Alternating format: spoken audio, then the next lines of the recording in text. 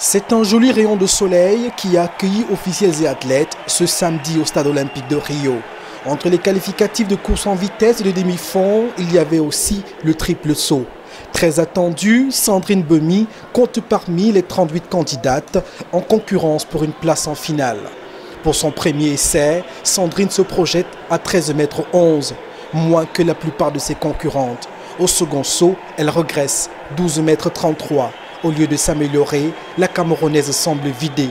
À 12,38 m au troisième essai, c'est la fin. Sandrine Bemy n'ira pas en finale.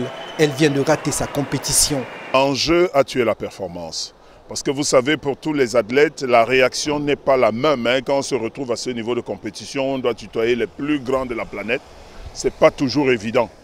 Il faut une préparation psychologique très importante, mais je pense que c'est ça qui nous manque aussi le plus pour aborder ce genre de compétition. Les entraîneurs font ce qu'ils peuvent, mais parfois ce n'est pas toujours à la hauteur de l'événement.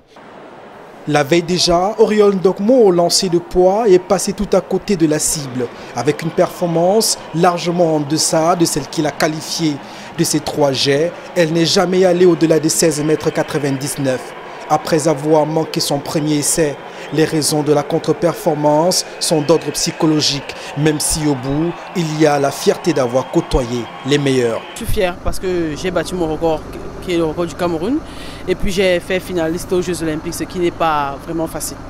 Un vendredi noir pour la team Cameroun. Wilfried Sey, lui aussi, grand espoir de médaille à ces Jeux, a été désillusionné par le boxeur égyptien Hussein Abdin Hossan.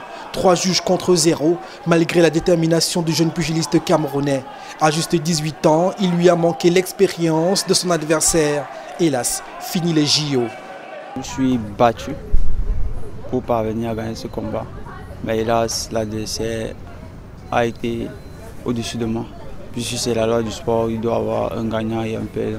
Pour Sey, comme pour d'autres athlètes camerounais, l'apprentissage se poursuit donc. L'ambiance de ce stade olympique va certainement manquer à ces athlètes camerounais qui sont hors de compétition. Ils ont eu la chance d'y vivre la belle ambiance.